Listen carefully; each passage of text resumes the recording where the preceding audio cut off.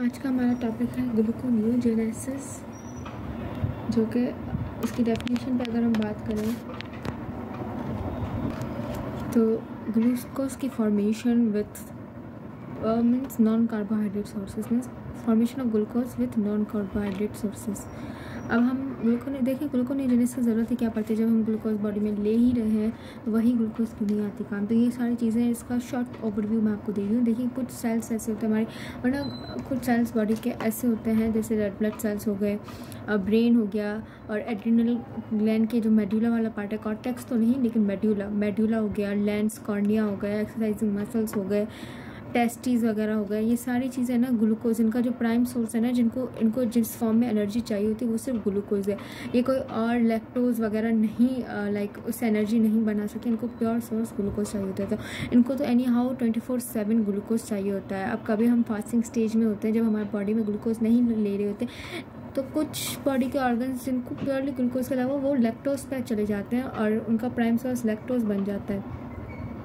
लेकिन अगर हम बात करें इन टेस्टीज़ वगैरह की, आरबीसीज़ के वगैरह की, तो इनके लिए तो ग्लूकोज मस्ट है। तो इनको 24/7 ग्लूकोज फास्टिंग स्टेज में किस तरह प्रोवाइड करें, तो वो प्रोसेस है ग्लूकोनियोजेनेसिस। सही है। उसके बाद अगर हम बात करें कि हमारे पास अगर ग्लूकोनियोजेनिक एंजाइम्स वगैरह की अगर डेफिशिएंसी हो जाए, लाइक, तो हमारी बॉडी हाइपोग्लाइसेमिक कंडीशन में चली जा सकती है ड्यूरिंग फास्टिंग स्टेज। अगर हमारे पास ग्लूकोनियोजेनिक एंजाइम्स भी ना हो तो हमारी बॉडी फास्टिंग स्टेज में चली जाएगी। सही है। अब ग्लूकोनियोजेनेसिस का प्रोसेस इस तरह तो है नहीं कि जो ग्लाइकोलाइसिस का बात है उसको उल्टा कर दो, तो वो ग्लाइकोलाइसिस से हमारे पास ग्लूकोज एनर्जी, ग्लूकोज से फिर पायरुवेट वगैरह ये सब बन रहता है, और नियोजेनेसिस में इन सबको उल्टा कर दो। क्यों? क्योंकि कुछ स्टेप्स तो हैं कि भाई वो रिवर्सिबल हो सकते हैं, लेकिन कुछ इरिवर्सिबल स्टेप्स भी हैं। आई थिंक 7 स्टेप्स टोटल हमारे पास रिवर्सिबल है, बाकी जो 3 हैं वो इरिवर्सिबल है। तो उनको किस तरह करना है, मीन्स उस स्टेप को आगे किस तरह प्रोसीड करना है, वो हम इसमें सीखेंगे। नॉर्मली ड्यूरिंग फास्टिंग स्टेज में हमारे पास अगर fasting stage less than 24 hours की है, तो उसमें तो हमारे पास लिवर प्राइम सोर्स रखता है ग्लूकोनियोजेनेसिस बनाने के लिए more than 90% and kidney 10%। But prolong fasting है, मीन्स मोर देन 24 आवर्स, तो वहाँ पर हमारे 40% ग्लूकोनियोजेनेसिस किडनी भी बना रही होती है। नेक्स्ट हमारे पास सबस्ट्रेट्स, ऑब्वियसली हमें सबस्ट्रेट क्या क्या चाहिए होते हैं ग्लूकोनियोजेनेसिस में। हमारे पास जो ग्लाइकोजेनिक सबस्ट्रेट्स हों, मीन्स ग्लाइकोजेनिक चीज़ें हों जिनसे हमारे पास ग्लूकोज बन सकता है, वही हमें ग्लूकोनियोजेनिक प्रीकर्सर्स, ग्लूकोनियोजेनिक प्रीकर्सर्स हों जिनसे हमारे पास बन सकता है। वो कौन सा है? ग्लाइसरोल है, लैक्टेट है और अल्फा कीटो एसिड है। ग्लाइसरोल, लैक्टेट और अल्फा कीटो एसिड, ये तीनों चीज़ें हमारे पास ग्लूकोनियोजेनिक प्रीकर्सर्स हैं, जिनको हम लोग यूज़ करके ग्लूकोज की फॉर्मेशन कर सकते हैं। सारे अमाइनो एसिड से हमने बताया था कि ग्लूकोनियोजेनेसिस के non carbohydrate source, non carbohydrate source में हम लोग अमाइनो एसिड, फैटी एसिड ले सकते हैं, लेकिन मोस्ट प्रोबेबली हम लोग अमाइनो एसिड्स लेते हैं और अमाइनो एसिड से ही ग्लूकोनियोजेनेसिस होती है। सारे अमाइनो एसिड्स मतलब ग्लूकोनियोजेनेसिस कर रहे थे, लेकिन सिवाय 2 के, जो कि हमारे पास ल्यूसिन और लाइसिन, जो कि ग्लूकोजेनिक अमाइनो एसिड्स नहीं है। फिर हमारे पास है जो हमने 3 डिस्कस किए थे, ग्लाइसरोल, लैक्टेट और अल्फा कीटो एसिड्स। तो ग्लाइसरोल किस तरह है? ग्लाइसरोल हमारे पास रिलीज होता है टीसीए के हाइड्रोलाइसिस, टीसीए नहीं, ट्राइएसाइल ग्लाइसरोल, फैटी एसिड का ट्राइएसाइल ग्लाइसरोल की जब हमारे पास उसकी हाइड्रोलाइसिस होती है एडिपोज टिश्यूज़ में, वो फिर फैटी एसिड्स और ग्लाइसरोल में कन्वर्ट हो जाता है। फिर वही ग्लाइसरोल ब्लड के जरिए लिवर में आता है, फिर वहाँ पर ग्लाइसरोल फॉस्फोरिलेट होता है, ग्लाइसरोल कन्वर्ट होता है ग्लाइसरोल 3-फॉस्फेट में। अब फिर वहाँ पर जाकर उसकी बहुत सारे डेस्टिनेशंस हैं कि वो ग्लाइसरोल 3-फॉस्फेट में कन्वर्ट होना चाह रहा है, या फिर मतलब वो ग्लाइसरोल 3-फॉस्फेट में कन्वर्ट होगा थ्रू ग्लाइसरोल 3-फॉस्फेट हाइड्रोजनेज, और फिर वहाँ से वो डाइड्रोक्सी एसीटोन फॉस्फेट, और जो कि इंटरमीडिएट है ग्लाइकोलाइसिस का और ग्लूकोनियोजेनेसिस के। सही है।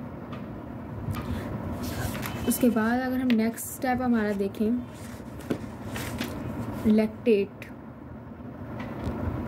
लैक्टेट की अगर हम बात करें, तो लैक्टेट हमारे पास जो भी हम एक्सरसाइजिंग मसल्स होते हैं, जो उनको ग्लूकोज नहीं मिले, मतलब ग्लूकोज मिले ना मिले उसका नहीं, लेकिन जब एक्सरसाइज मसल्स होते हैं तो उनको ऑक्सीजन नहीं मिल रही होती, तो वो एनारोबिक रेस्पिरेशन कर रहे थे। तो एनारोबिक रेस्पिरेशन से ग्लूकोज की ब्रेकडाउन जो हो रही थी, तो लैक्टेट की प्रोडक्शन करवाएगी। तो लैक्टेट जो है ना, वो भी हमारे पास, उससे भी हम लोग ग्लूकोज बना सकते हैं। तो लेकिन लैक्टेट हमारे पास कहाँ से आया, तो वो एक्सरसाइजिंग मसल से आया है। और जो एक तो एक्सरसाइजिंग मसल से और एक वहाँ से आया जो लाइक वो सेल्स बॉडी के जो जिनमें माइटोकॉन्ड्रिया ना हो, जैसे कि आरबीसीज वगैरह हैं उनमें माइटोकॉन्ड्रिया नहीं होते, तो उस तरह से वहाँ से। फिर हमारे पास है अमाइनो एसिड्स। अमाइनो एसिड्स किस तरह, जैसे कि अमाइनो एसिड्स की हाइड्रोलाइसिस होती है, जब अमाइनो एसिड्स की हाइड्रोलाइसिस हो रही होती है ना, तो हमारे पास वहाँ पर अल्फ़ा कीटो एसिड्स जनरेट हो रहे होते हैं, जो कि अल्फ़ा कीटो एसिड्स जैसे पायरुवेट हो गया, अल्फ़ा कीटो ग्लूटारेट हो गया। ये अब पायरुवेट जब होगा तो पायरुवेट तो ग्लूकोज में कन्वर्ट हो सकता है, वो तो मैं आपको आगे जाकर बताऊंगी। और अल्फ़ा कीटो ग्लूटारेट अगर प्रोड्यूस हो रहा है मेटाबॉलिज्म, तो अल्फ़ा कीटो ग्लूटारेट क्या करेगा, वो टी से साइकिल में एंटर होगा, और टी से साइकिल में एंटर होने के बाद वो ऑक्सैलो एसीटेट बनाएगा, जो कि क्या बनाएगा, ऑक्सैलो एसीटेट। फिर हमारे पास वो, फिर मैं आपको जैसे नेक्स्ट टाइम में बताऊंगी, तो ऑक्सैलो एसीटेट फिर साइटोसोल में आकर वो फॉस्फोइनोल पायरुवेट की सिंथेसिस करवाएगा। जो फॉस्फोइनोल पायरुवेट है वो हमारे पास ग्लूकोज की फॉर्मेशन करवा सकती है, प्रीकर्सर है, सही है ना। हमारे पास टी सी साइकिल में क्योंकि अल्फ़ा कीटो ग्लूटारेट ऑक्सैलो एसीटेट बना है, इसलिए हम बोलते हैं डायरेक्ट प्रीकर्सर है फॉस्फोइनोल पायरुवेट का, सही है। उसके बाद अगर हम बात करें रिएक्शंस की बात करते हैं, तो मैंने आपको पहले बताया कि 7 रिएक्शंस ऐसे हैं ग्लाइकोलाइटिक के, जो कि हमारे पास रिवर्सिबल, बाकी सारे जो हैं वो इरिवर्सिबल हैं, सही है। जो इरिवर्सिबल हैं, जैसे कि मैं आपको यहाँ पर बताती हूँ, ये देखिए यहाँ पर, ये देखिए यहाँ पर ये ग्लूकोज कन्वर्ट हुआ है ग्लूकोज 6-फॉस्फेट, जो कि एक इरिवर्सिबल स्टेप है। एक ये इरिवर्सिबल है, और एक स्टेप हमारे पास फ्रक्टोज 6-फॉस्फेट फ्रक्टोज 1,6-बिसफॉस्फेट में कन्वर्ट हुआ है, ये एक इरिवर्सिबल है। और तीसरा ये है फॉस्फोइनोल पायरुवेट कन्वर्ट हुआ है पायरुवेट में। अब देखिए यहाँ पर हमारे पास ऑक्सैलो एसीटेट बना है। अब ऑक्सैलो एसीटेट के उल्टे स्टेप्स हम लेकर जाएंगे, जैसे जैसे मैं आपको बताऊंगी कि पायरुवेट को हम लोग किस तरह फॉस्फोइनोल पायरुवेट में कन्वर्ट करेंगे, क्योंकि इसका जो एंजाइम है ना पायरुवेट काइनेज, वो इसको वो कन्वर्ट नहीं होने देगा पायरुवेट को फॉस्फोइनोल पायरुवेट में, वो क्योंकि इस तरह उसका डायरेक्शन ऑफ रिएक्शन पायरुवेट की तरफ है, तो वो नहीं करेंगे। तो हम दूसरे तरीके से इसको पायरुवेट को फॉस्फोइनोल पायरुवेट में कन्वर्ट करेंगे। इन सबको मैं आपको जैसे आगे आगे स्टेप्स में बताती हूँ, सही है। अब हमारे पास है पायरुवेट की कार्बोक्सिलेशन, क्योंकि पहले मैंने आपको स्टेप क्या बताया था कि जो हमारे पास पायरुवेट बना है वो फॉस्फोइनोल पायरुवेट में कन्वर्ट नहीं होता, क्योंकि उसको जो पायरुवेट काइनेज है वो एंजाइम ऐसा, उसकी डायरेक्शन ऑफ रिएक्शन ऐसा है ही नहीं, सही है ना। तो अब वो क्या करेगा, जो हमारे पास जो पायरुवेट प्रोड्यूस हुआ था थ्रू ग्लाइकोलाइसिस में, उसके हम लोग कार्बोक्सिलेशन करवाएंगे through pyruvate carboxylase. Pyruvate carboxylase से जिससे ही उसकी कार्बोक्सिलेशन करवाएंगे तो वो बनेगा, हमारे पास जो प्रोडक्ट बनेगा वो ऑक्सैलो एसीटेट बनेगा। क्या बनेगा, ऑक्सैलो एसीटेट, जो कि माइटोकॉन्ड्रिया में ही बनेगा।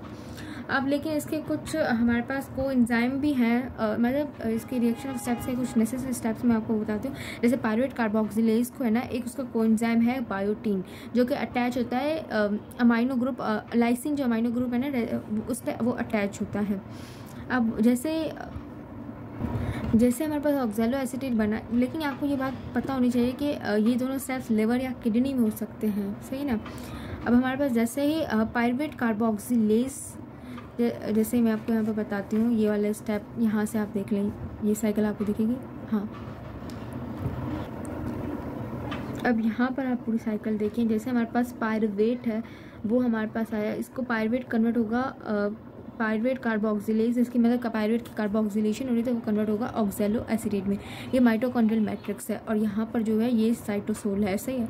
अब ये जो लाइट कलर वाला सारा माइटोकॉन्ड्रियल मैट्रिक्स है, और ये साइटोसोल है। अब ये जो ऑक्सैलो एसीटेट है ना, इसको हमारे पास यहाँ आना होगा मतलब साइटोसोल में। लेकिन उससे अलावा हमें एक और पता होनी चाहिए, जो कार्बोक्सिलेज है ना, जैसे उससे कोएंजाइम बायोटीन है जिससे उसकी एक्टिवेशन हो रही है, जो कि अमाइनो ग्रुप वगैरह पर अटैच है, सब कुछ होता है। लेकिन इसको और एक एंजाइम मतलब इसको एक और चीज़ एक्टिवेट करते हैं, वो है एसिटाइल कोएंजाइम ए। जितना एसिटाइल कोएंजाइम ए ज़्यादा होगा माइटोकॉन्ड्रिया में, वो सिग्नल करेगा और इंक्रीज सिंथेसिस होगी ऑक्सैलो एसीटेट को। मीन्स पायरुवेट कार्बोक्सिलेज की एक्टिविटी को इन्हेंस कौन करेगा, एसिटाइल कोएंजाइम ए। और जितना एसिटाइल कोएंजाइम ए कम होगा उतनी ही पायरुवेट कार्बोक्सिलेज अपनी एक्टिविटी नहीं कर पाएगा, और वो ऑक्सैलो एसीटेट में नहीं बन पाएगा। और वो फिर जितना कम ऑक्सैलो जितना कम एसिटाइल कोएंजाइम है मीन्स पायरुवेट कार्बोक्सिलेज नहीं कर पाएगा और वो फिर convert pyruvate dehydrogenase complex activate हो जाएगा,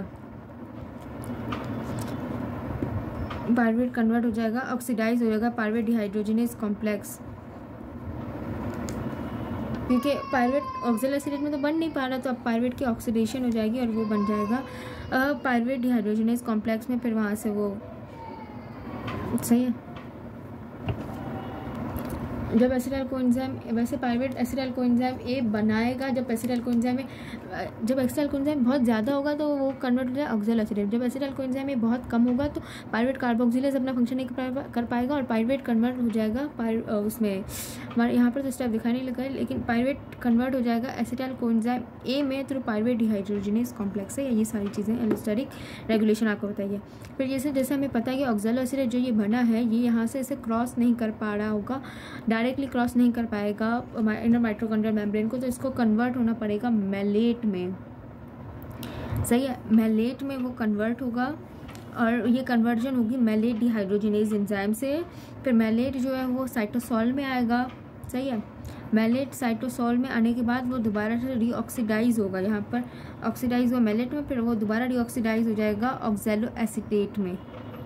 जैसे ही ऑक्सैलोएसिटेट बना हमारे पास यहाँ, तो अब देखिए यहाँ पर हमारे पास NADH कन्वर्ट हुआ था NAD पे, तो वो दोबारा हमारे पास मिल जाएगा। जो NADH यहाँ पर यूज़ हुआ था वो हमें यहाँ पर मिल जाएगा, NAD दोबारा रिडक्शन हो जाएगी, इसका NADH हो जाएगा, सही है ना। फिर वो NADH हमारे पास 1,3-बिस फॉस्फोग्लाइसरेट को ग्लाइसरल्डिहाइड 3-फॉस्फेट कन्वर्ट करने में हमारा यूज होगा, जो कि ग्लाइकोलाइसिस का भी स्टेप था और ग्लाइकोनियोजेनेसिस का भी स्टेप था, क्योंकि सारे स्टेप्स रिवर्सिबल वाले सेम ही हैं, ग्लाइकोलाइसिस और ग्लाइकोनियोजेनेसिस के, सही है ना।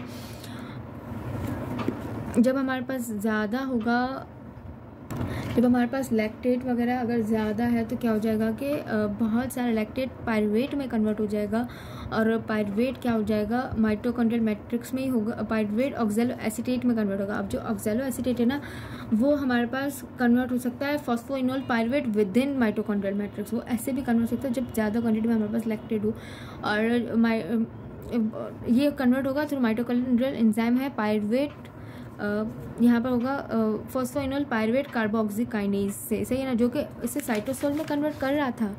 साइटोसोल में जो ये ऑक्सैलोएसिटेट कन्वर्ट होगा यहाँ पे, वो यहाँ पर भी हो जाएगा, लेकिन जब लैक्टेट ज़्यादा होगा तब, सही है ना। और ये भी हो सकता है वरना ऑक्सैलोएसिटेट कन्वर्ट हो जाएगा एस्पार्टेट में और फिर साइटोसोल में ट्रांसपोर्ट हो सकता है, सही है। अब हमारे पास यहाँ तक जो स्टेप दिखाते वो ऑक्सैलोएसिटेट की यहाँ तक था। अब ऑक्सैलोएसिटेट की डीकार्बोक्सिलेशन कराएंगे। जैसे ही ऑक्सैलोएसिटेट डीकार्बोक्सिलेट होगी फिर उसकी फॉस्फोरिलेशन होगी, इसकी डीकार्बोक्सिलेशन होगी और फॉस्फोरिलेशन होगी, जिसकी वजह से फॉस्फोइनोल पायरुवेट बनेगा, सही है।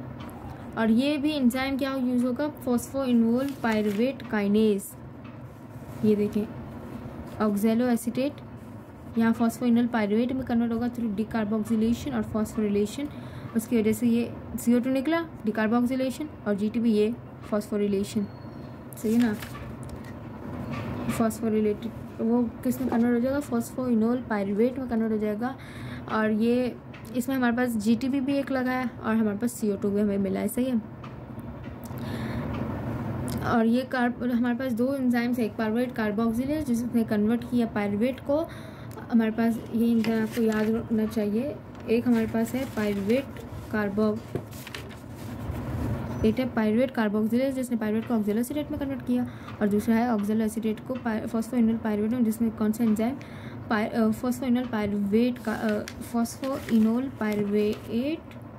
कौन सा था, कार्बोक्सीकाइनेज, फॉस्फोइनोल पायरुवेट कार्बोक्सीकाइनेज, सही है। अब ये जो पहला स्टेप हमारे पास था ना कि पायरुवेट को कन्वर्ट करना फॉस्फोइनोल पायरुवेट में, वो तो हो गया। अब हमारे पास नेक्स्ट स्टेप क्या है, नेक्स्ट हमारे 3 तो इरिवर्सिबल थे ना, तो उनमें हमारा पहला हो गया done, successful way in the first step. Second step हमारे पास अब हमें कन्वर्ट करना है फ्रक्टोज 1,6-फॉस्फेट की डिसफॉस्फोरिलेशन कर उसे कन्वर्ट करना है फ्रक्टोज 6-फॉस्फेट में।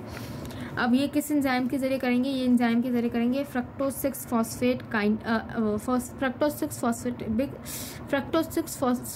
फ्रक्टोज 1,6 बिसफॉस्फेटेज।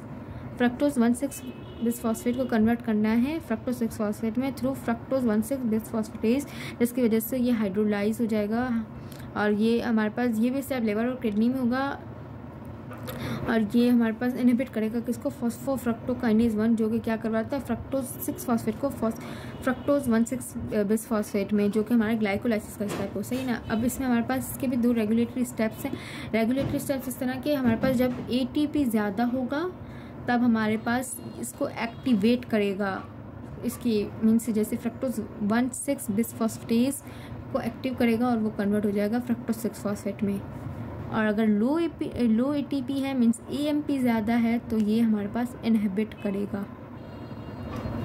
जैसे AMP और ATP का रेशो कम मतलब AMP ज़्यादा ATP कम, AMP ज़्यादा मीन्स एनर्जी कम मतलब ये इनहिबिट हो जाएगा। इसी तरह फ्रक्टोज 2,6 बिसफॉस्फेट, जब फ्रक्टोज 2,6 बिसफॉस्फेट हमारे पास होगा तो भी ये इनहिबिट हो जाएगा। याद रखिएगा ग्लूकोनियोजेनेसिस को जो इनहिबिट करा है वो ग्लाइकोलाइसिस को एक्टिवेट करेगा और जो ग्लाइकोलाइसिस को एक्टिवेट करा है वो ग्लूकोनियोजेनेसिस को इनहिबिट करेंगे, ये याद रखिएगा। जिस तरह फ्रक्टोज 2,6 बिसफॉस्फेट ये हमारे पास ग्लाइकोलाइसिस में एक्टिव कर रहा था लेकिन ये ग्लूकोनियोजेनेसिस यहाँ पर इनहिबिट करेगा। फ्रक्टोज 2,6 बिसफॉस्फेट जो एलोस्टेटिक एक्टिवेटर इफेक्टर है, सही है ना, जो वो हमारे पास इनएक्टिव करेगा इसको फ्रक्टोज 1,6 बिसफॉस्फेटेज को, सही है ना। और जब हमारे पास ग्लूकागॉन का लेवल ज़्यादा होगा तो ग्लूकागॉन इनडायरेक्टली इनएक्टिव करेगा इसको और ये इनएक्टिव होगा तो हमारी ग्लूकोनियोजेनेसिस ज़्यादा एक्सीड हो जाएगी। चलिए हमारा सेकंड स्टेप भी हो गया। अब हमारा थर्ड स्टेप क्या है, ग्लूकोज 6 फॉस्फेट की डीफॉस्फोरिलेशन, मतलब जो ग्लूकोज 6 फॉस्फेट में कन्वर्ट नहीं हो रहा था ग्लाइकोलाइसिस में, उसको उल्टा करना है, हमें तो ग्लूकोज बनाना, तो ग्लूकोज 6 फॉस्फेट को ग्लूकोज में, ये जो है ना हमारे पास, ये देखें यहाँ पर, ये देखें फ्रक्टोज 6 फॉस्फेट हमें मिल गया। अब फ्रक्टोज 6 फॉस्फेट को कन्वर्ट होना है, ये तो हमारे पास रिवर्सिबल स्टेप है। अब इसको कन्वर्ट किस में होना है, ग्लूकोज में। इसको किस में कन्वर्ट होना है, ग्लूकोज में। अब ग्लूकोज में हमें कन्वर्ट करना है इसको तो हमें एंजाइम चाहिए होगा, क्योंकि ये भी हमारे पास इरिवर्सिबल स्टेप है। जितने भी इरिवर्सिबल स्टेप है उनके लिए हमें न्यू एंजाइम्स चाहिए होते हैं। रिवर्सिबल तो हो जाते हैं, इरिवर्सिबल के लिए न्यू एंजाइम्स चाहिए होते हैं। तो फ्रक्टोज 6 फॉस्फेट की डिफॉस्फोरिलेशन करेंगे थ्रू ग्लूकोज 6 फॉस्फेटेज के, सही ना। वो क्या करेगा, वो भी एज अ इनहिबिटर होगा। हेक्सोकाइनेज हेक्सो और ग्लूकोकाइनेज क्या करवाते हैं, ग्लूकोज को ग्लूकोज 6 फॉस्फेट कन्वर्ट कर रहे थे। हमें वो नहीं चाहिए, हमें ग्लूकोज 6 फॉस्फेट को उल्टा करना है। ग्लूकोज 6 फॉस्फेट को हमें कन्वर्ट करना है ग्लूकोज में, सही ना। ये हमारे पास प्राइमरी जो ऑर्गन है जो इसमें रोल प्ले करेगा, फ्री ग्लूकोज प्रोड्यूस करेगा थ्रू ग्लूकोज 6 फॉस्फेट को कन्वर्ट करके ग्लूकोज में, तो वो है लिवर, सही है ना। यहाँ पर हमारे पास 2 एंजाइम चाहिए होते हैं, एक तो ग्लूकोज 6 फॉस्फेटेज और एक ग्लूकोज 6 फॉस्फेट ट्रांसलोकेज, जो कि हमारे पास क्या करेगा, ट्रांसपोर्ट करेगा ग्लूकोज 6 फॉस्फेट को एंडोप्लाज्मिक रेटिकुलर मेम्ब्रेन से, सही ना, उसकी ट्रांसपोर्टेशन करवाएगा। और इसकी ट्रांसपोर्टेशन हमें चाहिए होगी ना सिर्फ यहाँ पर, बल्कि जब हमारे पास ग्लूकोज बन जाता है तब भी हमारे पास ट्रांसपोर्टर चाहिए होते हैं, ट्रांसपोर्टर्स चाहिए थे। लेकिन ये सिर्फ ग्लूकोज 6 फॉस्फेट ट्रांसलोकेज सिर्फ ग्लूकोज 6 फॉस्फेट की ट्रांसलोकेशन करवाएगा।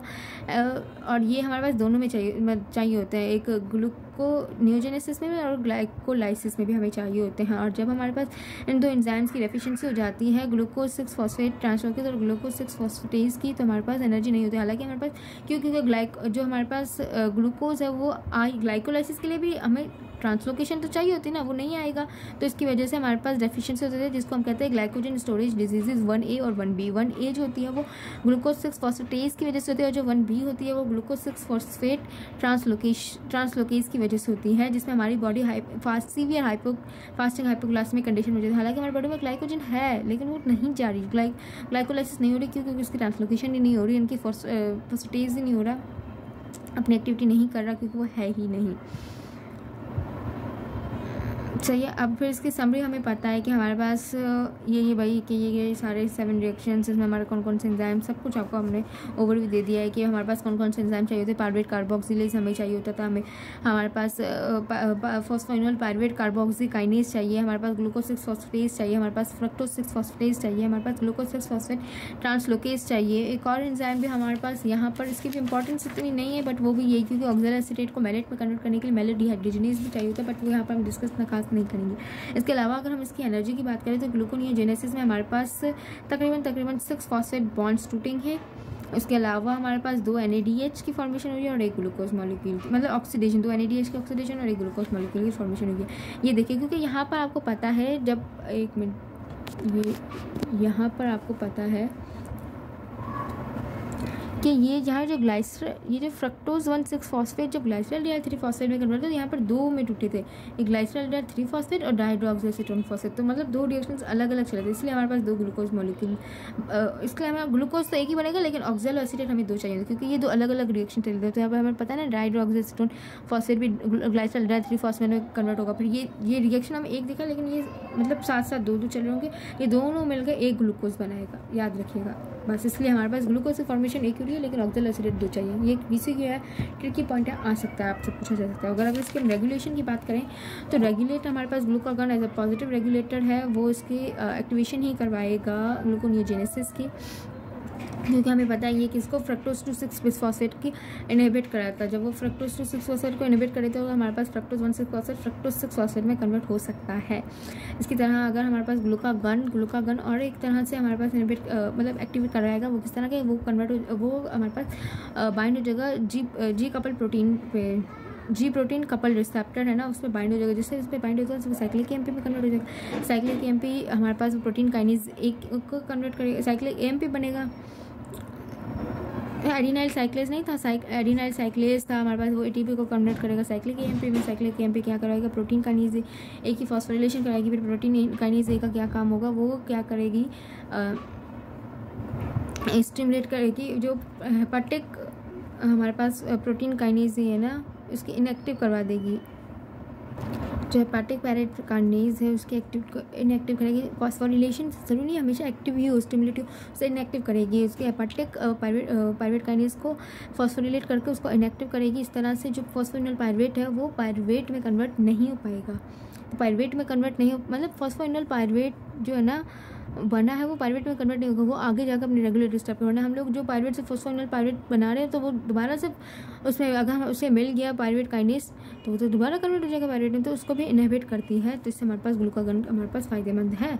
इसी तरह अगर हम लोग ये ग्लूकागन ट्रांसक्रिप्शन ऑफ जो फॉस्फोइनोल पायरुवेट कार्बोक्सीकाइनेज की ट्रांसक्रिप्शन को भी इंक्रीज़ करती है। किस तरह, जो ट्रांसक्रिप्शन फैक्टर है ना साइक्लिक AMP, उसको cyclic AMP response element binding उसके प्रोटीन को और ज़्यादा मतलब बनाती है। तो उसकी वजह से वो प्रोटीन बनने की वजह से ये एंजाइम बनता है, तो इसकी वजह से इसकी एक्टिविटी इंक्रीज़ होती है। इसके अलावा कॉर्टिसोल भी एक बहुत मेजर रोल प्ले करता है इसकी एक्टिविटी को इंक्रीज़ करने के लिए। उसके अलावा अगर सबस्ट्रेट